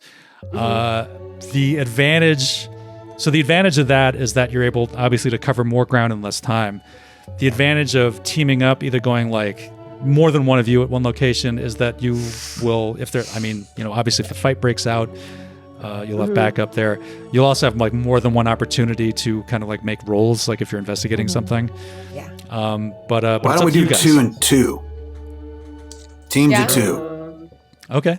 And 1 human and 1 replicant. Okay. That's fair. Yeah. I have a quick question. Sure. Before I forget, before I ADHD myself out of it. Doc Matter, he works in a lab and he's a confidential informant. Is that what he was? Yes.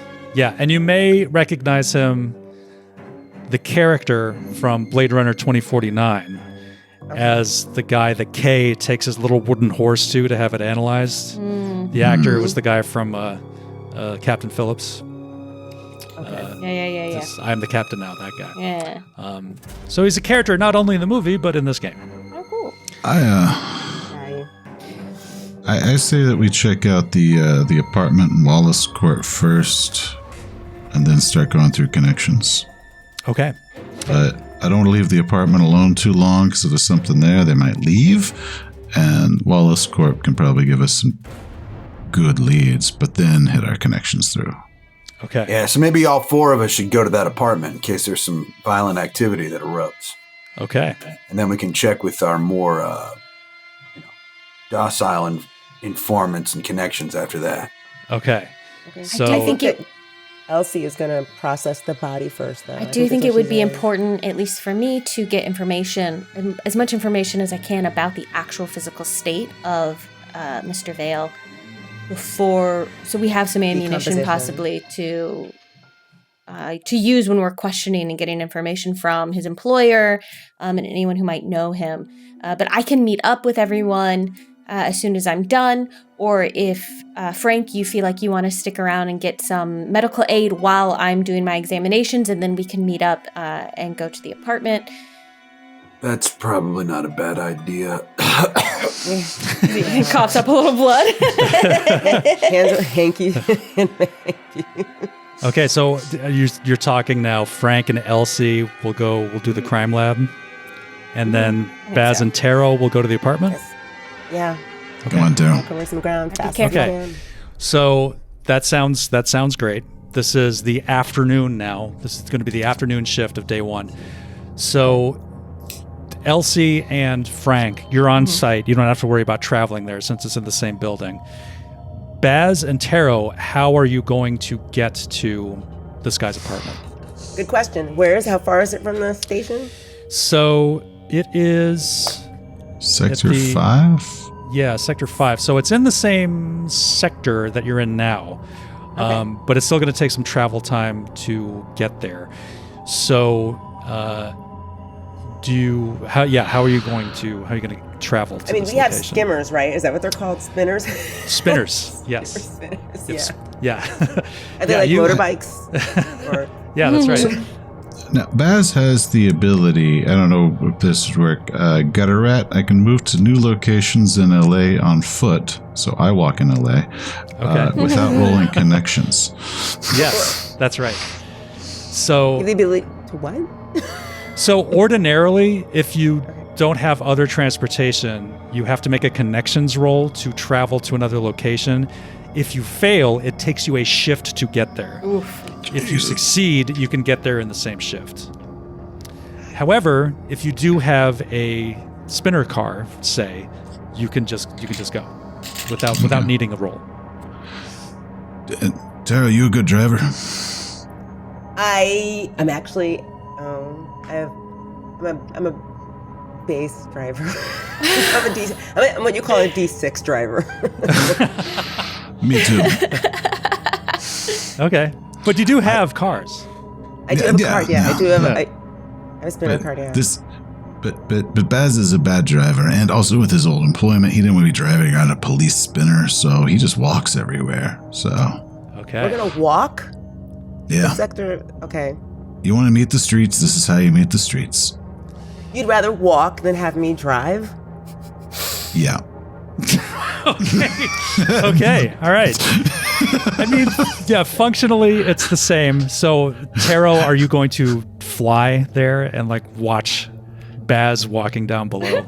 Stick to your guns, This Baz. is ridiculous. I think Seth really just wants to show off this ability. So, All right, fine. I will walk with Bass so he can flex. I have a D6 drive as well. So. okay. It's fine. Yeah, That's we might fine. not make it. We'll take a nice walk. Okay, so you're gonna walk to now. Bear in mind, if this opens any new leads or anything, you're going to have to travel to a new location. Maybe you'd want to have the car, but that's actually, I guess, Seth with Seth's ability, you can manage this. So, You know how long it takes to find parking in that neighborhood? that's true. My implanted memories say that it's not that bad around this time of day. It's always bad. Okay, so they set off on foot to the Yukon Hotel at 1187 Hunterwasser Street, which may be familiar to any gigantic nerds out there. So first, let's resolve Frank and Elsie in the crime lab. So you guys make your way down, and you are immediately greeted with the smiling face of the chief medical examiner for your unit. And it's find him. Oh boy, I did a bang up job preparing this. You are greeted by, there he is, Coco, the chief medical examiner. And Hi, Coco. there you go. So it's oh, hi. Oh, I see you brought a new client for me. Yeah, we'd like to take a look at this body.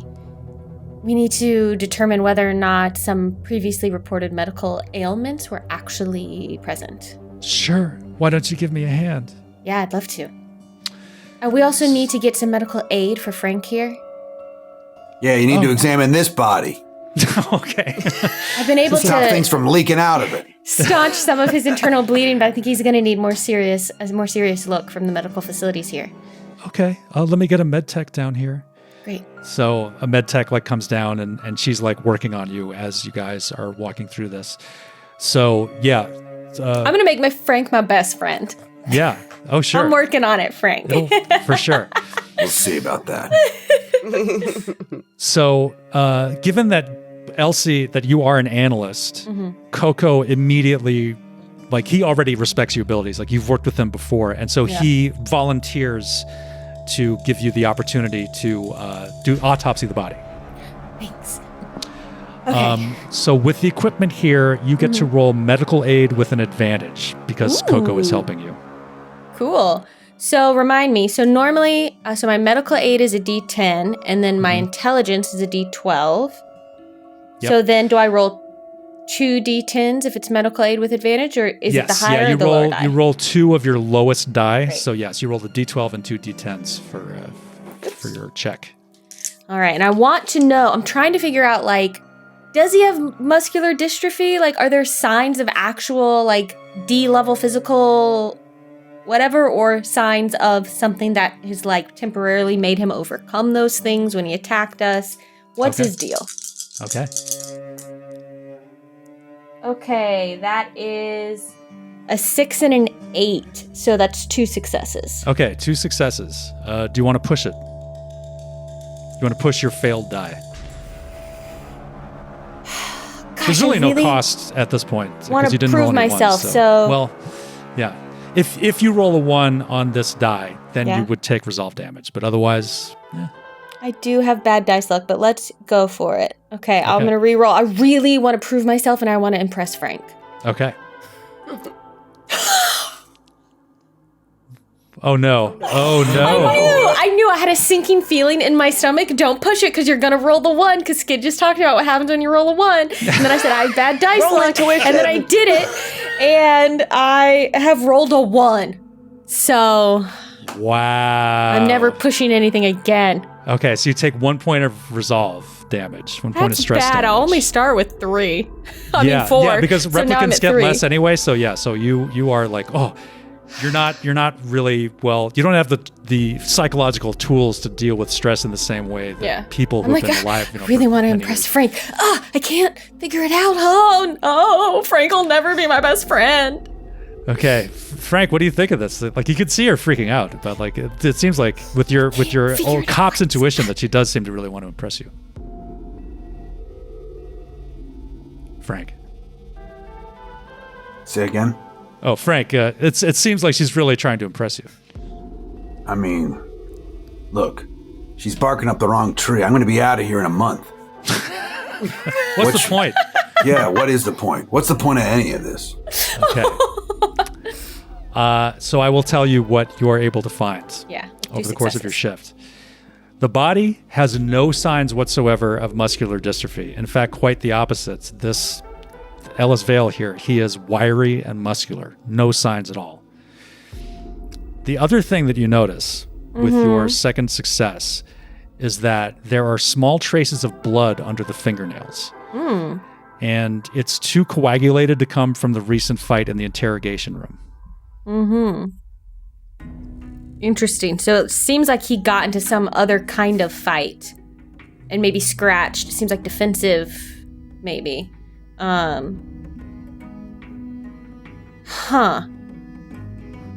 Okay. That's very interesting. Okay. Real impressive, Elsie. Really? No. Oh. That's pretty impressive. I understand. I've seen better. Well, I'll show you better as we go, I'm sure. All right. Poor Elsie, she tries so hard. Well, you did patch me up, and that was pretty good. You know, my organs down there, they're all mixed up, and, you know, can't tell my spleen from my liver half the time. Been shot up so much. You've seen a lot of action. It's really impressive. You have a lot of experience, and I am just looking forward to learning from you in the field.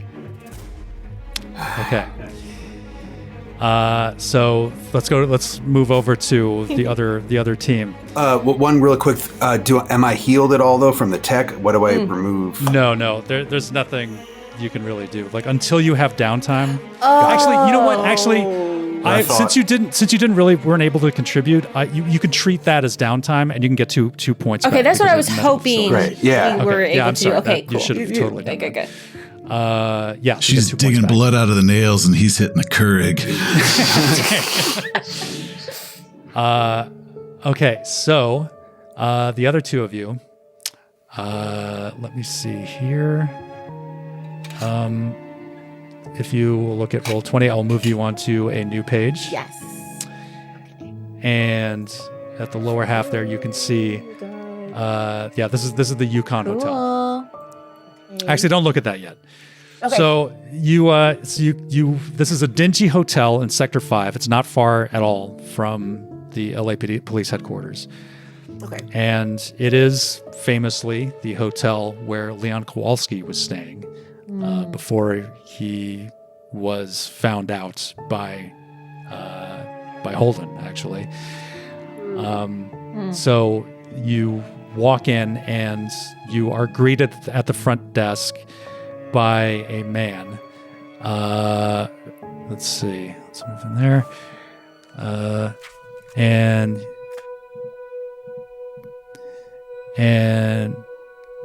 he says, an elderly man, and he says, like, "What do you want?" Matt, what do we want? I'm gonna approach him very close. I don't, probably this whole walk. I was thinking we don't want to flash a police car coming up here because we're going to a legendary shithole, which half the suspects we're looking for are probably here right now. So you just walk in. So I'll probably nod to him and just kind of approach a little closer and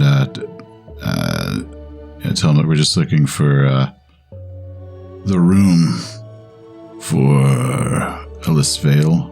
I didn't get the number down. I just have 1187 in Sector 5. Okay. If I need to, I'll show my badge, but I'm actually going to just try to show a little bit of authority and not have to pull it out in order to get to the room. Okay. Give me a manipulation roll. Can I help at this? Do I need to help? I don't think so. Taro, you can aid. You roll your skill die, just your skill die, and you add it on to whatever Seth gets. This is my specialty. So, yeah. how I describe it is that she sort of just stands next to Baz and just sort of postures a little bit. Okay. And smiles slyly. Okay. This may be effective on him. One success. One success. Did you get a success, Taro? Yeah.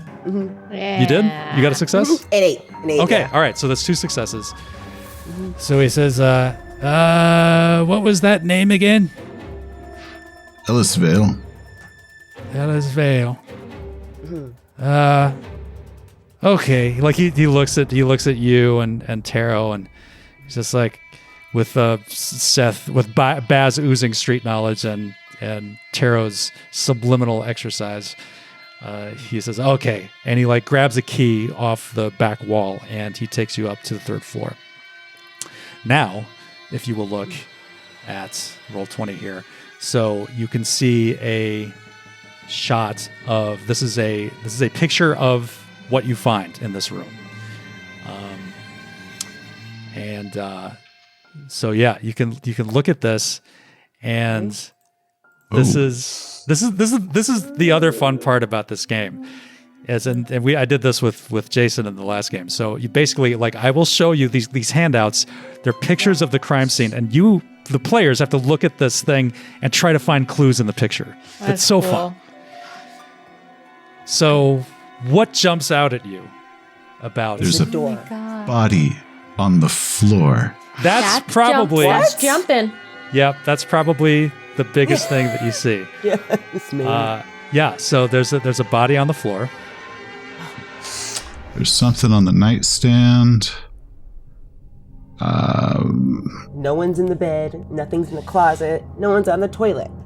No, as far as you can see, no. Be very awkward if there was, but probably helpful. There's something going on in that corner under a light. Not able to see the back wall. If there's a crazy wall of pins and string, nope. There's an old bag of Cheetos next to the nightstand. So the body.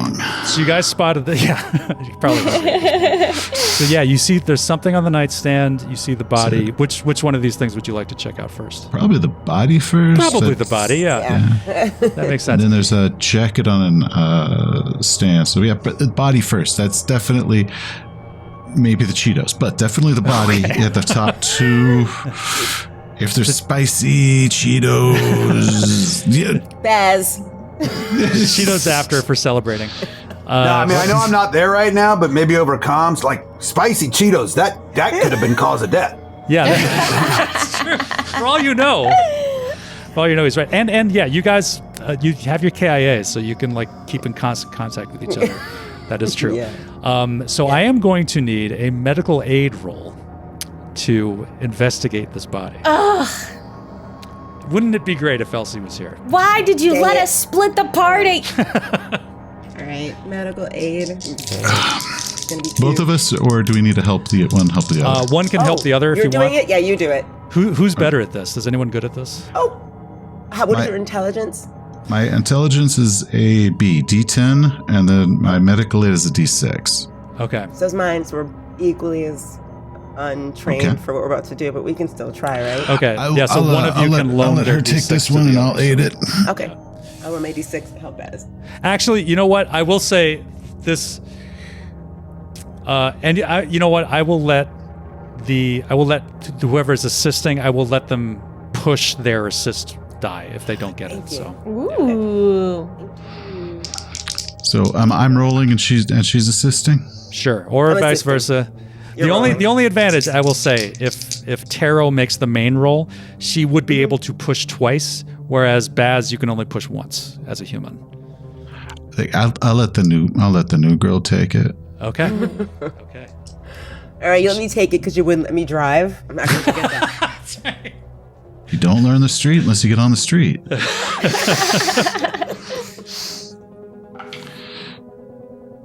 Oh yeah, I'm going to have to push that. Okay. No successes. 5 minutes to And then for the assist, I roll my larger die. You roll your skill die, so it'd be a 6. Oh, Yeah. We may need to use our Kia for the...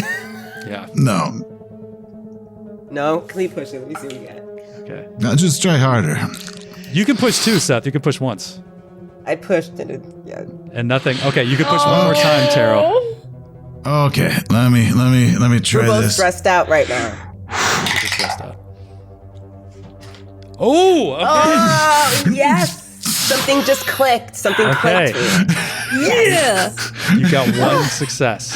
Thank goodness. Yeah, What did there was you a see? 1 out of 6 chance, but licking the Cheetos off my fingers is like, no, roll them over. Okay, there you go. Okay, so you got one success. And Taro, you pushed twice and you got no successes? And I pushed it once and got no success. Okay, I you can was push again afraid if to you push want. it again. You can push it again. And if you want. Really? Try All right, again. let's Try push again. 5. Okay, so no, just one success total. Okay. Yeah. So basically, all that you're able to learn is that the cause of death is massive blood loss due to obvious head trauma. And in addition, it seems that the victim's eyes have been pressed into his head with great Ew. force. Why would they do that? I'm just trying to figure out why it took like 5 pushed rolls to figure out his eyes were gouged. You guys aren't suited for We this. could always That's Zoom all. with medical. That's right. I was gonna say, true. can I like pop in with my updates and be like, I will say, like they can send you a picture. They can like patch into you with the KIA, but you would get disadvantage to your roll. sure. Yeah, we're gonna be Yeah. taking pictures, selfies, whole thing. Right. Pose them. Can I send them a message that lets them know if you think enough time would have passed for me to have gotten this information at this point about there was no sign of muscular dystrophy on the body, but I did find blood under the fingernails. Yeah, you guys can be in like basically constant contact if you want. So yeah, you can share that information. Like Baz and Taro, you share that with them, with her. And Yeah, well, I'm pretty sure the blood came from this guy's eye sockets when he crushed in, and we need to check this guy for muscular dystrophy, that thing. I Yep. agree. Because this And may be... can we make out his face enough? Does he look like the employee that we just The same looked at? face. Does this? I'll tell you what. Why don't you? Because his face is like messed up. Got a wet But- wipe. Why don't you give me an observation roll? Or no, give me an insight. Give me an insight roll. I can help you with that if you need. This is another one of my strengths, but I won't turn down help. So I got 2d10 Right. on this. Okay. Yeah. Oh, good. 4. 2 successes. Ooh, okay. You got. Okay. I rolled- Yeah. Okay. rolled Yeah. Actually, double you guys can roll separately tens. too. So okay. Okay. You got 2 10s? I got 4 Oh shit. Okay. I thought you rolled successes. 4. Oh, I Okay. thought you got a 4 Wow. as your dive No. result. And I got one Oh. success with my push, so 6 got- successes, kind of. 4 successes. Y'all don't even need Wow. your lab tech. Okay. Well, So once we rolled the body over, it was suddenly so much easier. yeah. It's like, oh, that's one of those the eyes are techniques you learn as a punched in. cop, as a Blade Runner, a long time on the Force. So you roll the body over, and actually, yeah, the face is like so contorted, and a lot of it's missing. But Baz, like with your years on the Force, like you're no doctor, you're no medical expert, but you know a face, and your imagination is sort of filling in what's missing, and you instinctively that this is if an exact copy of Ellis Vale. Oh. And we'll see you guys next time. We'll see you guys next This is time. massive. This is a nightmare. Thank you all so much, Jason, Seth, Paula, and Alicia. I love this game so much. Thank you to Free League, Blade Runner RPG. This is the second case file, whatever it's called, Fiery Angels. It's fucking awesome. It's freaking awesome. Thank you all for this. This is such a thrill for me, and we will see you next time. Thank you. Everybody.